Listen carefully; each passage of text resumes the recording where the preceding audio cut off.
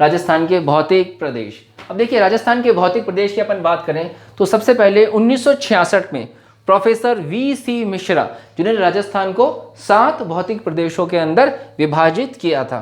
साथ उसके बाद राजस्थान भौगोलिक परिषद ने इसको मोटे मोटे रूप में 4 भागों में विभाजित किया है। कितने भागों में? 4 भागों में। तो हम देखते हैं पहला उत्तर पश्चिमी मरुस्थल प्रदेश। उत्तर पश्चिमी मरुस्थल प्रदेश अपने आप में ही बहुत बड़ा प्रदेश है और अपन देखें कि ये राजस्थान का सबसे बड़ा भौतिक भाग है। राजस्थान का सबसे बड़ा भौतिक भाग है जिसके बारे में अपन आज विस्तृत रूप से चर्चा करेंगे। दूसरा है मध्यवर्ती अरावली, जो राजस्थान की, और अपन राजस्थान की कहें और भारत की कहें तो क्या है, विश्व की प्राचीनतम वलित पर्वतमालाओं में से एक है और भारत की सबसे प्राचीनतम वलित पर्वतमाला। अगर मैं आपसे क्वेश्चन पूछूं कि भारत की सबसे नवीनतम वलित पर्वतमाला तो कौन सी है? हिमालय। ठीक है, वो विश्व की भी सबसे नवीन वलित पर्वतमाला है। आइए फिर अपन देखते हैं तीसरा जो मैदानी भाग है वो कौन सा है अपना? दक्षिण का मैदानी भाग चंबल का और पूर्व का मैदानी भाग किसका? बनास का और अन्य नदियों का। अपन देखते हैं यहाँ पे। इसके बाद चौथा है दक्षिण पूर्वी पठारी भाग। दक्षिण पूर्वी पठारी भाग की अपन बात करें तो ये आ जाए धौलपुर से लेकर धौलपुर, करौली, सवाई माधोपुर। ठीक है, धौलपुर, करौली, सवाई माधोपुर, कोटा, बूंदी, भारा, झालावाड़, ये सारे के सारे किसके अंदर आते हैं? दक्षिण पूर्वी पठारी भाग में आते हैं। लेकिन दक्षिण पूर्वी पठारी भाग का जो कोटा, बूंदी, बारा, झालावाड़, ये जो जिले हैं ये टोटल मिलके क्या बनाते हैं? हाड़ौती बनाते हैं। और एक्सक्लूसिव हाड़ौती की बात करें तो कोटा और बूंदी जो आते हैं वो हाड़ौती के संदर्भ में चर्चा किए जाते हैं। अब अपन यहाँ देखते हैं कि देखिए वैसे तो एक एक प्रदेश के बारे में अपन अलग से चर्चा करेंगे। अब थोड़ा सा अपन यहाँ देख लेते हैं कि ये जो राजस्थान के जो भौतिक प्रदेश हैं इनका अस्तित्व कैसे आया। अब मैं आपको एक चीज़ बता देता हूँ कि देखिए 4 भौतिक प्रदेश हैं, इसमें जो सबसे प्राचीनतम है राजस्थान के अंदर संदर्भ में सबसे प्राचीनतम भौतिक भाग तो दक्षिण पूर्वी पठारी भाग है, ना कि अरावली। क्योंकि दक्षिण पूर्वी पठारी भाग ये भारतीय प्लेट का हिस्सा है और भारतीय प्लेट मतलब जिससे अपन कह सकते हैं ये भारत का जो पठारी वाला हिस्सा है ये वाला है, इस पर ही अरावली पर्वतमाला का क्या हुआ है? निर्माण हुआ है। तो मूलतः अपन क्या कह सकते हैं कि ये क्या है? प्रायद्वीपीय पठार, जिसे अपन भारतीय प्लेट कहते हैं। और ये प्रायद्वीपीय पठार यहाँ पर आता है, किसमें बन जाता है? दक्षिण पूर्वी पठारी भाग का मिल जाता है। तो इसलिए कहेंगे कि राजस्थान का सबसे प्राचीनतम भूभाग दक्षिण पूर्वी पठारी भाग और प्राचीनतम वलित पर्वतमाला तो अरावली। अगर अरावली ऑप्शन में दे दे और दक्षिण पूर्वी पठारी भाग दे दे, बना ये मैदानी दे दे और मरुस्थल दे दे, तो सबसे प्राचीनतम जो भौतिक भाग है वो क्या है? दक्षिण पूर्वी पठारी भाग, जो एरिया की दृष्टि से भी सबसे छोटा है और वैसे सबसे प्राचीनतम भाग है राजस्थान का, क्योंकि भारत की प्लेट का हिस्सा है। इसीलिए हम कहते हैं कि राजस्थान के सभी भौतिक भागों में से सबसे प्राचीनतम भाग कौन सा है? राजस्थान का दक्षिण पूर्वी पठारी भाग। ठीक है, अब अपन देखते हैं कि ये सारे अस्तित्व में आए कैसे। ठीक है, ये सारे इनका निर्माण कैसा हुआ या किस किस के अवशेष हैं, तो यहाँ अपन एक बार चर्चा कर लेते हैं थोड़ा सा। ये मैंने आपको इंडियन ज्योग्राफी के अंदर भी मैंने आपको थोड़ा सा अपन ने डिस्कस किया था, क्योंकि मैंने आपको वहाँ भी राजस्थान के बारे में चर्चा की थी, लेकिन फिर मैं आपको एक बार यहाँ बता देता हूँ। अब देखें, जस्ट अपन को इंट्रोडक्शन करना है, वैसे तो आपने सभी गाइडों में दे रखा है। अब देखिए यहाँ ये सारा हिस्सा आपने जानते हैं कि कार्बोनिफेरस युग के अंदर ये सारा क्या हिस्सा था? पैजिया का। क्या था? पैजिया। ठीक है, अब पैजिया का इसके चारों ओर विशाल जल राशि जिसको अपन क्या कहते थे? पैथालासा। ठीक है, इस पैथा जब अब देखिए ये क्या हुआ, अब पैजिया का विभाजन हुआ। पैजिया का विभाजन हुआ तो ये 2 हिस्सों में टूट गया। पैजिया का विभाजन हुआ तो ये 2 हिस्सों में टूट गया। अगर अब ये 2 हिस्सों में टूटा तो इसके बीच में एक सागर था, उसको अपन क्या कहते थे? टेथिस सागर। क्या कहते थे? टेथिस सागर। अब इस टेथिस सागर के ऊपर वाला हिस्सा, इस टेथिस सागर के ऊपर वाला हिस्सा क्या था? अंगारा लैंड। अंगारा लैंड इंग्लिश में इसको कहते हैं लॉरेंशियल भाग। ठीक है, दक्षिण का जो हिस्सा था उसको अपन कहते हैं गोंडवाना लैंड। क्या कहते हैं? गोंडवाना लैंड। अब इस गोंडवाना लैंड, अंगारा लैंड और गोंडवाना लैंड के बीच में क्या है? टेथिस सागर।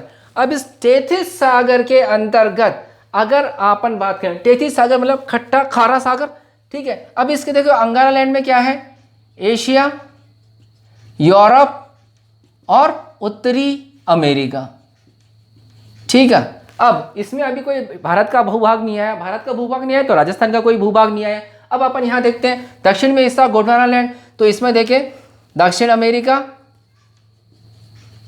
अफ्रीका, प्रायद्वीपीय भारत, मेडागास्कर, ऑस्ट्रेलिया और अंटार्कटिका। अंटार्कटिका। अब अपन यहां देखते हैं ये प्रायद्वीपीय भारत, ये प्रायद्वीपीय जो भारत है वो ही क्या है, दक्षिण पूर्वी पठारी भाग, अर्थात हाड़ौती का जो पठार है वो प्रायद्वीपीय पठार का हिस्सा है। इसलिए प्रायद्वीपीय पठार हम कह सकते हैं कि जो दक्षिण पूर्वी पठारी भाग है वो राजस्थान का सबसे प्राचीनतम भौतिक प्रदेश है, ठीक है। प्राचीनतम भू आकृति है, ना कि अरावली। यहां तो आपको क्लियर हो गया। अब देखें जो राजस्थान के जो अवशेष हैं भौतिक प्रदेश, इसमें दो तो तैतीस सागर के हैं। और तैतीस सागर के कौन सा, एक तो उत्तर पश्चिमी मरुस्थलीय प्रदेश, ये तैतीस सागर का अवशेष है, और पूर्वी मैदानी भाग ये तैतीस सागर का अवशेष है। दूसरा अब आता है फिर अरावली। अरावली किसका अवशेष है, गोंडवाना लैंड का। किसका अवशेष है, गोंडवाना लैंड का। और दक्षिण पूर्वी प्रायद्वीपीय पठार ये भी किसका अवशेष है, गोंडवाना लैंड का।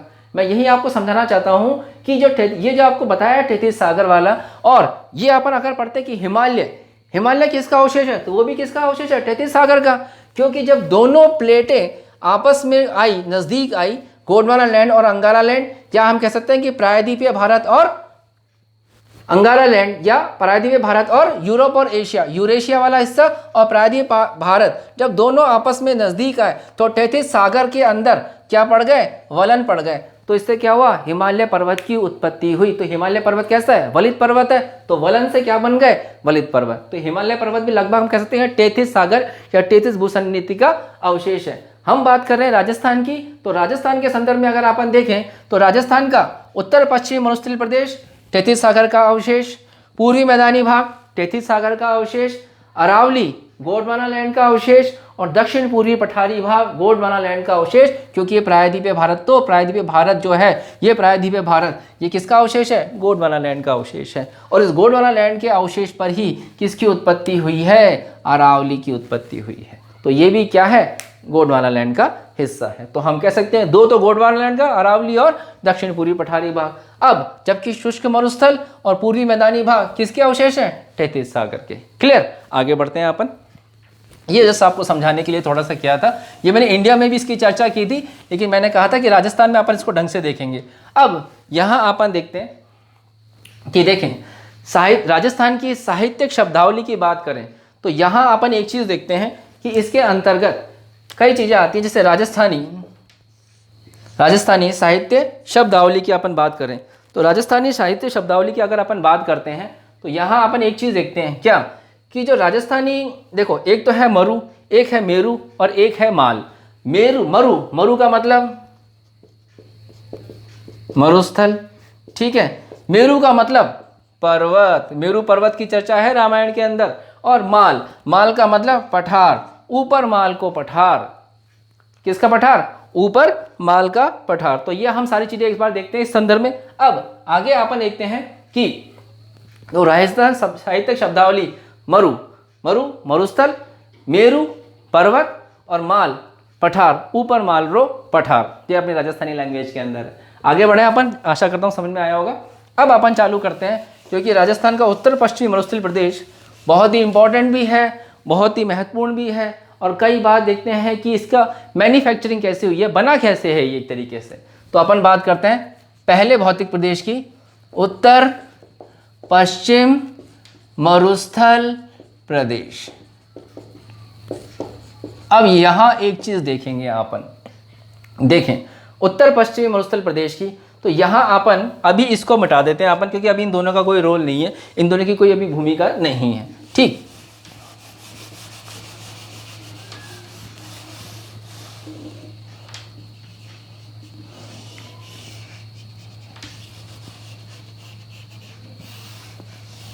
अब यहां अपन एक चीज डिस्कस करते हैं।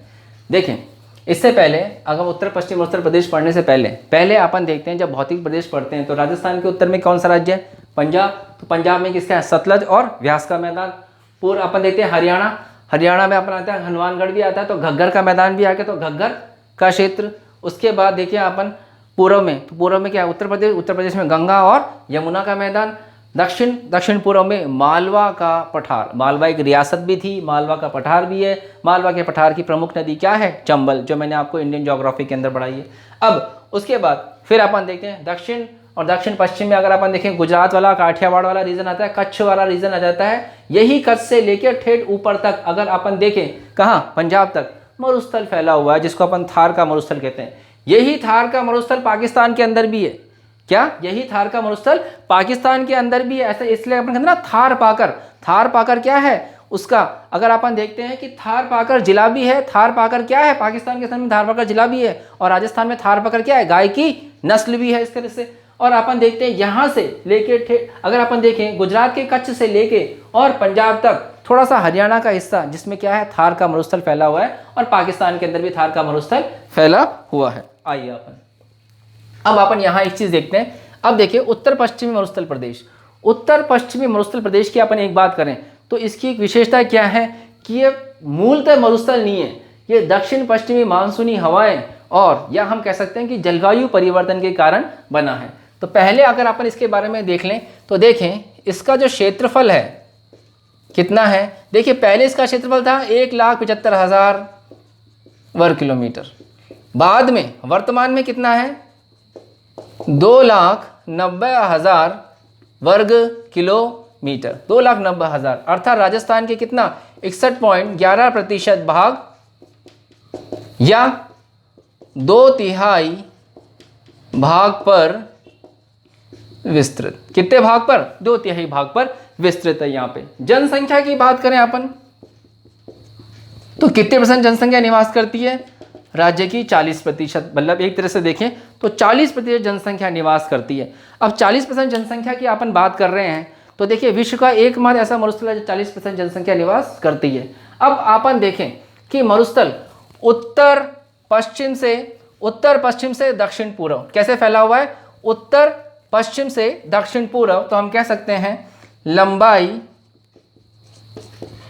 उत्तर पश्चिम से दक्षिण पूर्व कितनी है? 640 किलोमीटर। ये क्वेश्चन आया था किसके अंदर? लैब असिस्टेंट में क्वेश्चन आया था, और इस तरीके से एक बार ये क्षेत्रफल पूछ लिया और ये भी दे लिया। तो आंसर किसको माना? वर्तमान में। पहले मूलतः ये था, लेकिन दोनों ही दे रखे थे, लेकिन आंसर क्या है? ये। तो 61 पॉइंट, क्योंकि पहले ये था 1,75,000, फिर धीरे धीरे बढ़ता क्योंकि मरुस्थल बढ़ रहा है, तो इसके अंदर दो शब्दावलियां हैं, मरुस्थलीकरण और रेगिस्तान का मार्च, जिसमें दोनों में क्या अंतर है इसको अपन डिस्कस करेंगे जैसे जैसे अपन आगे बढ़ेंगे। तो अब यहाँ अपन देखते हैं कि क्षेत्रफल, अब यहाँ पे आने के बाद लंबाई उत्तर पश्चिम से दक्षिण पूर्व 640 किलोमीटर। अब पूर्व पश्चिम में इसकी चौड़ाई देखें तो पूर्व पश्चिम में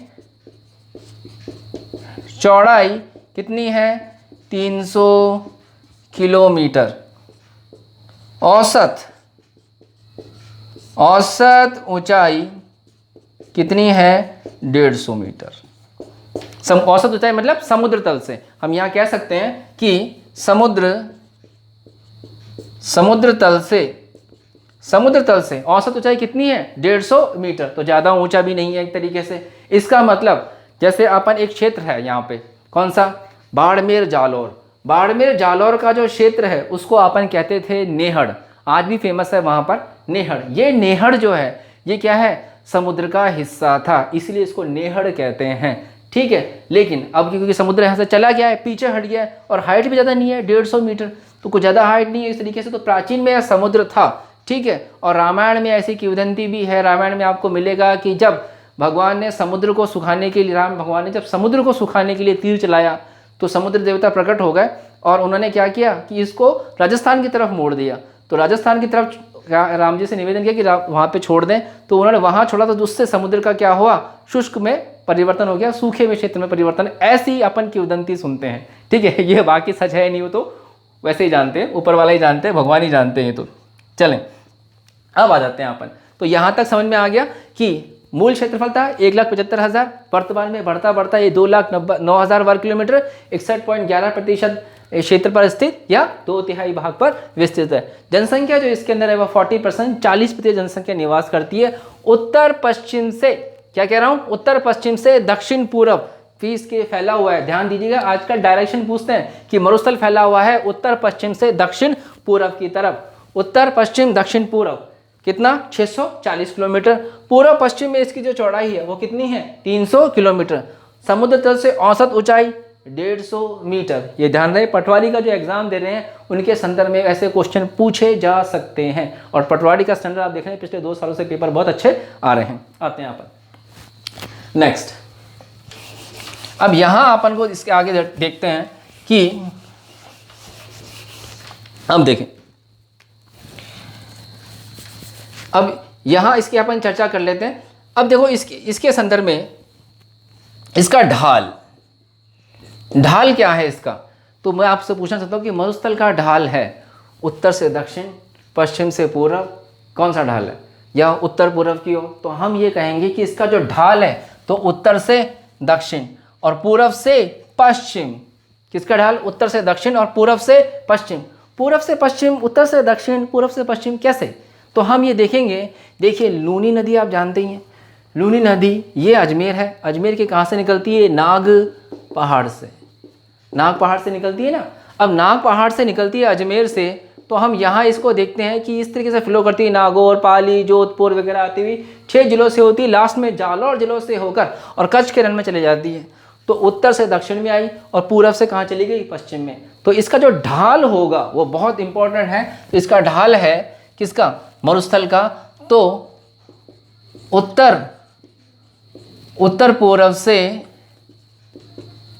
दक्षिण पश्चिम।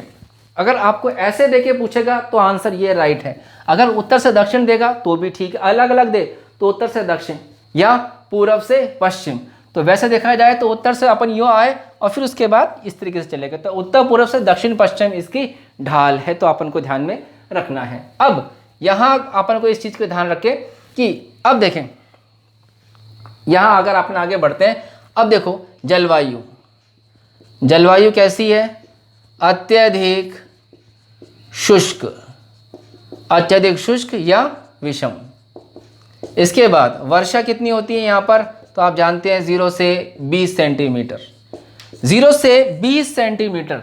अब आप कहेंगे सर गुरुजी कहीं तो 0 से 25 सेंटीमीटर लिखा रखी है। 0 से 25 सेंटीमीटर भी ठीक है, 0 से 20 सेंटीमीटर भी ठीक है।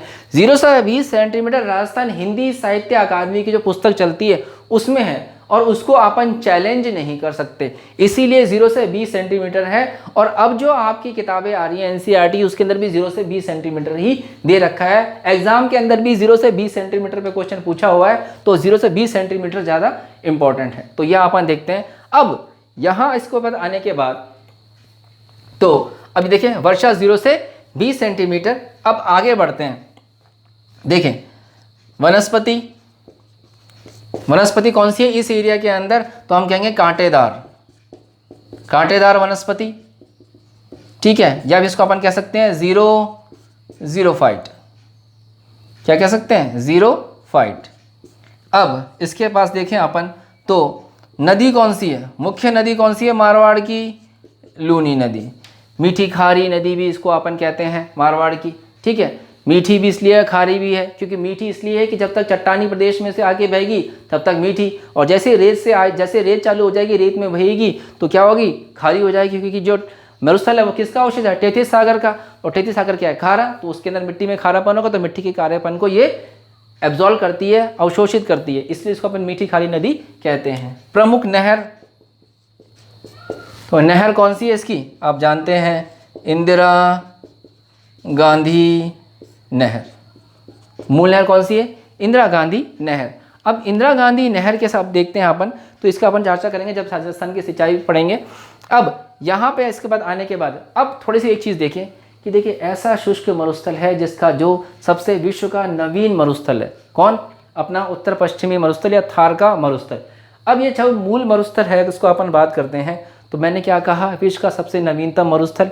देखिए विश्व का सबसे नवीन वलित पर्वतमाला हिमालय वो भी हिंदुस्तान के अंदर आती है, और विश्व का सबसे नवीन जो मरुस्थल है वो भी हिंदुस्तान के अंदर है, अपने राजस्थान के अंदर। राजस्थान, पंजाब, हरियाणा और पाकिस्तान के अंदर। कच्छ थोड़ा सा गुजरात के अंदर भी स्थित है। अब यहाँ पर अपन आने के बाद फिर देखते हैं, देखिए सर्वाधिक जैव विविधता इस मरुस्थल के हैं, थार के मरुस्थल में, उत्तर पश्चिम मरुस्थल में। सर्वाधिक जनसंख्या थार के मरुस्थल में।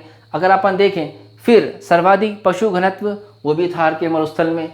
और इंडिया के अंदर, भारत के अंदर अंतःस्थलीय अंतःस्थलीय पेट्रोल अर्थात खनिज तेल के उत्पादन में भी नंबर 1 है। ठीक है, और तो सब जैसे अपन देखते हैं, लेकिन अंतःस्थलीय की बात कर रहे हैं तो सबसे ज़्यादा प्रोडक्शन कौन कर रहा है? बाड़मेर वाला रीजन कर रहा है यहाँ पे। अब अपन आगे देखते हैं, यहाँ इतना होने के बाद आगे बढ़ते हैं अपन।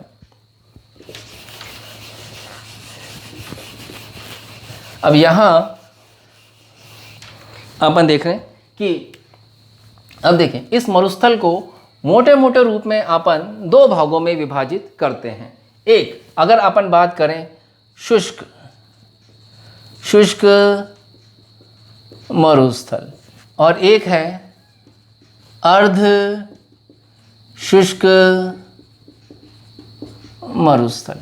अर्ध शुष्क मरुस्थल की अपन बात करते हैं। अब यहाँ अपन देखें अर्ध शुष्क मरुस्थल और अर्ध शुष्क मरुस्थल। अब शुष्क मरुस्थल और अर्ध शुष्क मरुस्थल को जो डिवाइड करने वाली है वो कितनी सेंटीमीटर की वर्षा है? 20 सेंटीमीटर की वर्षा किसको डिवाइड करती है? शुष्क और अर्ध शुष्क मरुस्थल को विभाजित करती है। ठीक है, कितनी करती है? शुष्क और, देखो वैसे तो इस पर वर्षा होगी जो कितनी होगी, अगर अपन देखें 0 से 20 सेंटीमीटर, तो 20 सेंटीमीटर की जो वर्षा है वो इसको डिवाइड करेगी शुष्क और अर्ध शुष्क को। अब अपन यहाँ देखिए अर्ध शुष्क जो मरुस्थल है, ठीक है, अर्ध शुष्क जो मरुस्थल है इसको अपन कहते हैं राजस्थानी बांगर। क्या कहते हैं? राजस्थानी बांगर कहते हैं। अब यहाँ फिर अपन देखें एक चीज़, अब यहाँ इसको देखिए, अब शुष्क मरुस्थल है, ये तो इसको चर्चा अपन अलग करेंगे क्योंकि ये भी बड़ा टॉपिक है। पहले अपन इसकी चर्चा कर लेते हैं शुष्क मरुस्थल की। तो शुष्क मरुस्थल के संदर्भ में अगर अपन बात करें तो इसको 2 भागों में डिवाइड किया गया है, बालू का स्तूप युक्त और बालू का स्तूप मुक्त। बालू का स्तूप युक्त 58.50%, बालू का स्तूप युक्त मुक्त 41.50%। क्लियर? तो ये अपन देखते हैं बालू का स्तूप युक्त, अर्थात बालू का स्तूप युक्त वो क्षेत्र है जिसके अंतर क्या मिलेंगे? बालू का स्तूप मिलेंगे। जैसे मैंने आपको बताया, और धरती माता धोरारी, धोरा मतलब बालू के स्तूप, तो धोरों की धरती, रेतीले टीलों की धरती, ठीक है, उसको अपन कहते हैं स्तूप। अब बालू का स्तूप 58.50%, और यही बालू का स्तूप युक्त है, यही क्या है? इसी में क्या है? महान मरुस्थल। क्या है? महान मरुस्थल। अब महान मरुस्थल की अपन बात करें तो ध्यान दीजिएगा, कच्छ से लेकर और पंजाब तक, इसको अपन कहते हैं महान मरुस्थल। कहाँ से? कच्छ से पंजाब तक, इसको अपन कहते हैं महान मरुस्थल, इस कच्छ से लेके पंजाब तक। अब यहाँ देखते हैं कि बालू का स्तूप युक्त, तो बालू का स्तूप युक्त है तो इसमें क्या मिलेंगे? बालू का स्तूप मिलेंगे।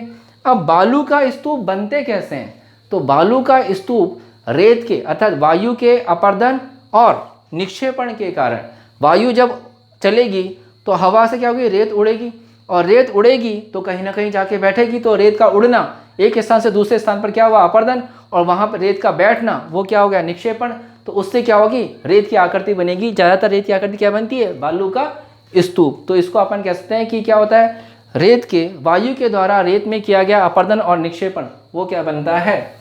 बालू का स्तूप बनता है। अब देखिए अपन कौन कौन से बालू का स्तूप इसके अंदर बनते हैं। ठीक है, कई बार क्वेश्चन आया है कि बालू का स्तूप युक्त प्रदेश है 58.50, बालू का स्तूप मुक्त है 41.50, दोनों की अलग अलग इंपॉर्टेंस है। अब अपन यहाँ देखते हैं, आइए अब देखें बालू का स्तूप युक्त, बालू का स्तूप के जो प्रकार हैं, देखें बालू का स्तूप, बालू का स्तूप के प्रकार।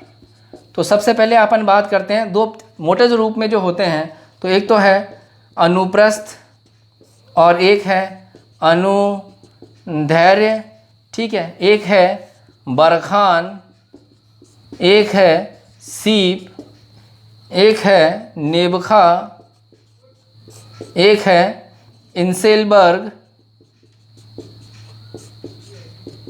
एक है छत्रकशिला, एक है छत्रकशिला, ठीक है।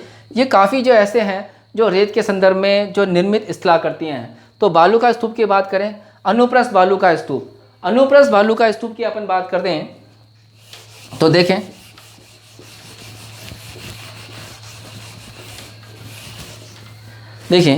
यहाँ अपन इसको चर्चा कर लेते हैं, क्योंकि अब ये तो काम का है, अभी अपन इसको डिस्कस नहीं कर रहे हैं। अब यहाँ देखें अपन, देखें अनुप्रस्थ, अनुप्रस्थ बालू का स्तूप। अनुप्रस्थ बालू का स्तूप कैसा होता है? जो हवाओं की दिशा के कैसे बनता है? लंबवत। हवाओं की दिशा के ऐसे बालू का स्तूप जो पवन की दिशाओं के लंबवत होते हैं, वो क्या से बनते हैं? अनुप्रस्थ बालू का स्तूप। एक होते हैं अनुदैर्घ्य, ठीक है। अनुदैर्घ्य बालू का स्तूप वो कैसे होते हैं?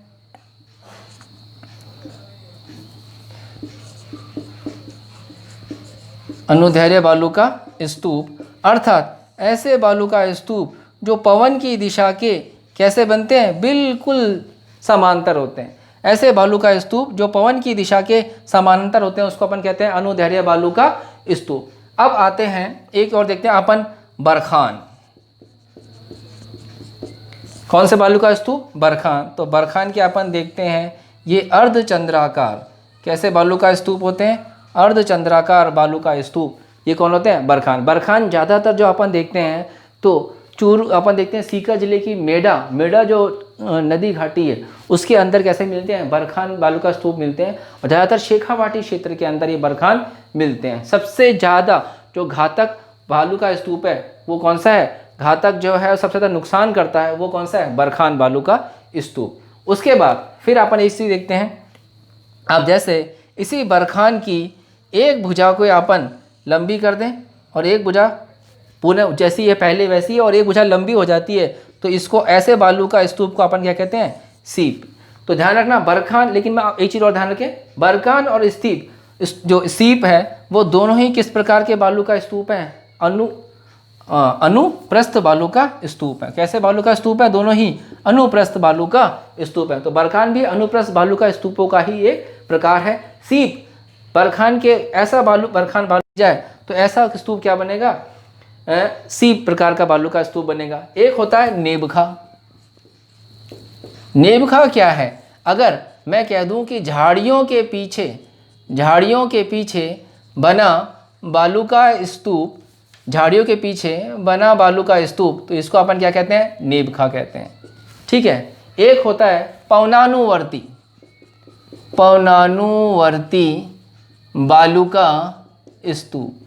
पवनानुवर्ती बालू का स्तूप। अब पवनानुवर्ती बालू का स्तूप की अपन बात करें तो पवनानुवर्ती बालू के स्तूप की अपन बात करते हैं तो ये देखिए कैसा होगा, जहाँ इनको पवनानुवर्ती या रेखीय बालू का स्तूप भी कहते हैं। जब वर्ष भर पवन की दिशा एक ही तरफ हो, अर्थात जब वर्ष भर पवन की दिशा एक ही तरफ हो तो उसे रेखीय बालू का स्तूप या पवनानुवर्ती बालू का स्तूप कहते हैं। क्लियर?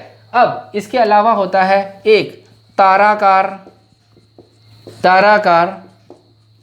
बालू का स्तूप। ताराकार बालू का स्तूप जब पवन हर दिशा की तरफ चलती है तो इसको अपन क्या कहते हैं?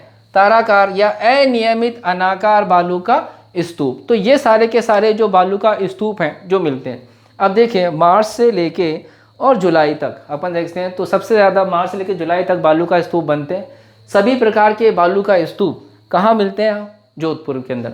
सभी प्रकार के बालू का स्तूप कहाँ मिलेंगे? जोधपुर के अंदर। और वैसे मार्च से जुलाई तक क्या होते हैं? अधिकांशतः बालू का स्तूप बनते हैं। तो ये तो राजस्थान क्या है, मुक्त प्रदेश, राजस्थान बालू का स्तूप युक्त प्रदेश की स्थिति है। अब अपन राजस्थान बालू का स्तूप मुक्त प्रदेश को देखते हैं। आइए,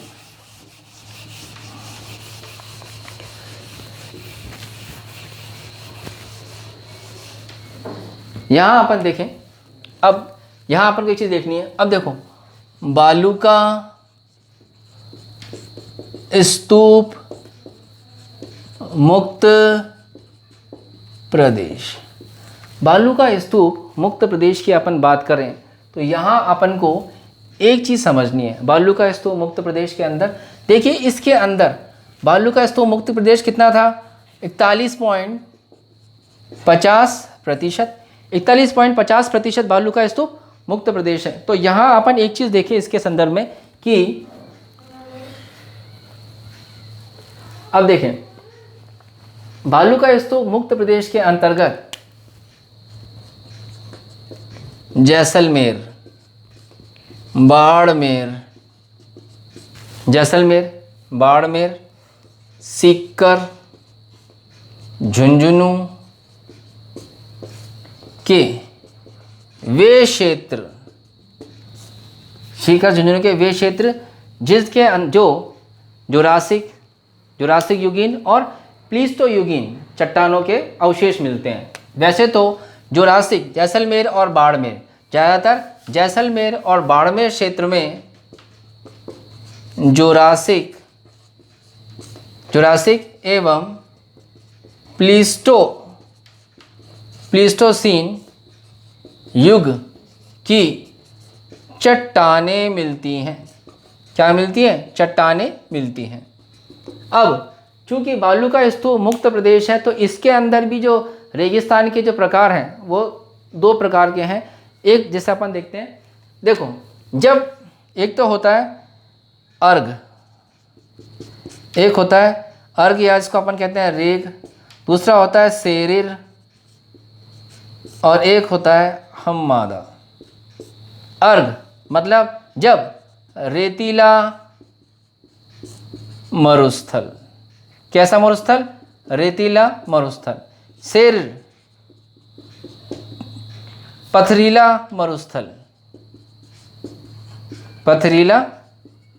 मरुस्थल। और एक होता है हम्मादा मतलब चट्टानी मरुस्थल। तो हम्मादा चट्टानी मरुस्थल। अब अपन जो बात कर रहे हैं जैसलमेर और बाड़मेर के अंदर जो जुरासिक युगीन और प्लीस्टोयुगीन की चट्टानें मिलती हैं, और वो कैसी हैं? अवसादी चट्टानें हैं। कैसी चट्टानें हैं? अवसादी चट्टानें हैं। उन अवसादी चट्टानों की अगर अपन बात करें तो उसमें क्या मिलेंगे? वनस्पति और जीवों के अवशेष मिलेंगे। तो आप जानते हैं जैसलमेर बाड़मेर के अंदर अगर अपन देखें आकल वुड फॉसिल पार्क कहाँ पर है? जैसलमेर के अंदर।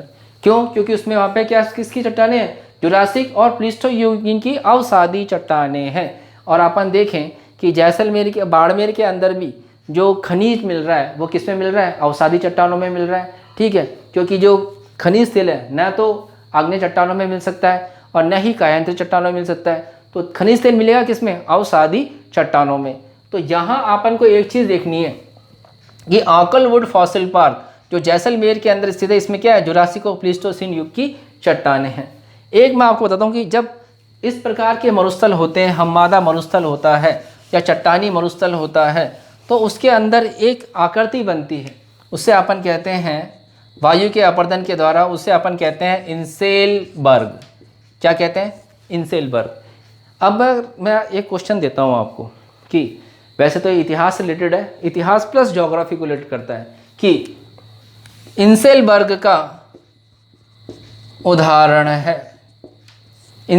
उदाहरण है भावल माता, शाकंभरी, तीसरा ज्वाला माता, चौथा आइज आई माता। अब क्वेश्चन दे दे आपको, ये है ज्योग्राफी का लेकिन है हिस्ट्री से रिलेटेड आ रहा है इसके अंदर है। अब देखिए इंसेलबर्ग का उदाहरण है, इंसेलबर्ग का उदाहरण है तो आंसर होगा शाकंभरी माता, क्योंकि शाकंभरी कहाँ माता है? सीकर जिले में। और क्या है सीकर में जो शाकंभरी माता है वो क्या है? सीकर भी अपन जानते हैं एक रेतीले मरुस्थल का उदाहरण है। और उसके संदर्भ में अगर अपन बात करें तो रेतीले मरुस्थल में मिलने वाली ऐसी चट्टान जो द्वीपीय पर्वत की तरह लगे तो उसको अपन क्या कहेंगे? इंसेलबर्ग। और उसी इंसेलबर्ग उसी पहाड़ी पर किसका मंदिर है? शाकंभरी माता का। तो हम कह सकते हैं कि शाकंभरी माता किसका उदाहरण है? इंसेलबर्ग का उदाहरण है। और ये जब कभी भी क्वेश्चन आएगा तो बहुत इंपॉर्टेंट होगा, क्योंकि लोग ज़्यादातर इसको वॉच नहीं करते, ज़्यादातर इसको महत्व नहीं देते हैं। तो इस तरीके के उदाहरण है। अब यहाँ पर अपन देखें तो जैसलमेर बाड़मेर के अंदर जो जुरासिक और प्लीस्टोसीन की चट्टानें हैं उसके अंदर जीवावशेष वनस्पति के अवशेष मिलते हैं। उदाहरण आकलवुड फॉसिल पार्क जो जैसलमेर के अंदर है। इसी प्रकार अपन बाड़मेर में देखें तो बाड़मेर के संदर्भ में अगर अपन बात करते हैं तो बाड़मेर में क्या है? बाड़मेर भी अवसादी युग की चट्टानें हैं जिसके संदर्भ में अपन बात करते हैं कि क्या है? तेल के अवशेष मिलते हैं। इसी प्रकार यहाँ अपन अपन एक बात करते हैं कि देखिए सीकर में अपन ने बात कर ली किसकी? शाकंभरी माता जो क्या है? इंसेलबर्ग पर स्थित। इंसेलबर्ग क्या है? मरुस्थलीय क्षेत्रों में, ध्यान दीजिएगा, मरुस्थलीय क्षेत्रों में पवन के अपर्दन द्वारा निर्मित द्वीपीय पर्वत, उसको अपन कहते हैं इंसेलबर्ग। ठीक है। एक और आता है छत्रक शिला। छत्रक शिला की अपन बात करें तो रेगिस्तान के संदर्भ में इस तरीके की क्या आकृति होती है? अर्थात जब क्या देखते हैं इस छत्रक शिला कैसे बनती है कि 6 मीटर की हाइट तक ही आंधी के द्वारा जो कंकड़ पत्थर उठते हैं वो कटाव करते हैं। तो कभी आप अगर आंधी में गए चले हो तो आपको देखा कि नीचे तो आपको ज़्यादा महसूस होंगी कंकड़ पत्थरों की जो कंकड़ पत्थरों की जो चुभने की है वो आपको नीचे ज़्यादा महसूस होगी पाँव के नीचे, और ऊपर कम होगी, क्योंकि ऊपर ज़्यादा देर तक क्या होंगे? ऊपर ज़्यादा भारी पत्थर नहीं उड़ सकते, नीचे तक तो क्या उड़ेंगे? थोड़े भारी पत्थर उड़ेंगे। तो वो क्या करेंगे? नीचे वाले क्षेत्र पे ज़्यादा कटाव करेंगे, ऊपर वाले क्षेत्र पर कम कटाव करेंगे। इसलिए क्या हो जाएगी? एक छत्रक की आकृति बन जाएगी जिसको अपन कहते हैं। और किस पे बनेगी? चट्टान पर। तो छत्रक, उसको अपन क्या कहते हैं? छत्रक शिला कहते हैं। तो ये भी रेगिस्तान की एक विशिष्ट उदाहरण है। लेकिन ये कहाँ मिलेगा? बालू का स्तूप मुक्त प्रदेशों में। अब देखो वैसे तो अपन ये चीज़ है, लेकिन अब 2 चीज़ें और हैं। जब जैसलमेर और बाड़मेर, तो जैसलमेर क्षेत्र के अंदर एक स्थिति है पोकरण से लेकर मोहनगढ़ तक का क्षेत्र, ये बहुत इंपॉर्टेंट है। इसमें 2 चीज़ें हैं पोकरण से मोहनगढ़ तक। एक तो इसमें है लाठी सिरिंज क्षेत्र, जिसके अंदर अपन देखें तो ये क्या है? मीठे पानी का भंडार है यहाँ पर। इस मीठे पानी के भंडार पे ही यहाँ पर ये क्या है? चंदन नलकूप, जिसे अपन क्या कहते हैं? थार का घड़ा। क्या कहते हैं अपन? थार का घड़ा कहते हैं। ठीक है। और यहीं पर अपन देखें कि लाठी सिरिंज क्षेत्र में एक घास होती है, सेवण घास। क्या होती है? सेवण घास, जो भी इसकी पहचान है। और सेवण घास के अंदर राजस्थान का राज्य पक्षी गोडावन क्या देता है? अंडे देता है। और सेवण, इसीलिए अपन उसका कहते हैं कि सेवण घास क्या है? सेवण घास गोडावन की शरण स्थली है। 2 चीज़ें तो ये होती हैं। एक अपन इसमें और देखते हैं कि जो मरुस्थल है, मरुस्थल के अंतर्गत एक, क्योंकि हालांकि इसको जलवायु में डिस्कस करेंगे, लेकिन फिर भी अपन देखते हैं कि जैसलमेर के अंदर एक सम क्षेत्र है। कई बार आप जब पढ़ते हो तो आपको बताते हैं कि राजस्थान का जो पश्चिमी सिरा है सम तहसील है। सम तहसील नहीं है। जैसलमेर में 4 ही तहसील है, फतेहगढ़, पोकरण, जैसलमेर तिला तहसील और बाहिरगेड़ा, ये 4 ही तहसील हैं। ठीक है। तो उसमें जैसलमेर के पास जैसलमेर में एक सम क्षेत्र ऐसा है जो जिसके अंदर वनस्पति नहीं है, तो वनस्पति रहित एक क्षेत्र है जिसको अपन सम कहते हैं, और वो कहाँ मिलता है? जैसलमेर के अंदर मिलता है। तो आज अपन ने जो बेसिक डिस्कस किया है वो ये किया है कि उत्तर पश्चिम मरुस्थल का शुष्क मरुस्थलीय क्षेत्र किया है, जिसको अपन ने बेसिकली बालू स्तूप युक्त और बालू का स्तूप मुक्त प्रदेशों के अंतर्गत विभाजित किया है। बालू का स्तूप युक्त जो मुक्त है वो 58.50 है, और बालू का स्तूप युक्त है जो वो तो है 58.50, और बालू का स्तूप मुक्त जिसके अंदर पथरीला मरुस्थल, चट्टानी मरुस्थल, जिस मिश्रित मरुस्थल आता है उसको अपन कहते हैं कि बालू का स्तूप युक्त, और वो बालू का स्तूप मुक्त है सॉरी, और वो है 41.50%। तो ये आपने डिस्कस किया। आज इसका अपन ने प्रथम भाग डिस्कस किया है। कल अपन इसका सेकंड भाग डिस्कस करेंगे, अर्धशुष्क मरुस्थलीय प्रदेश, जिसके 4 भाग हैं: घग्गर मैदान, शेखावाटी क्षेत्र, नागौर बेसिन और लूनी बेसिन। क्योंकि एक साथ लेंगे बड़ा वीडियो हो जाता है तो लोग थोड़ा सा पजल हो जाते हैं। 20-22 मिनट के वीडियोस आई थिंक सफिशिएंट्स होते हैं, जिसको बच्चे आराम से भी देख सकते हैं। आशा करता हूँ आपको पसंद आया होगा। Thank you so much.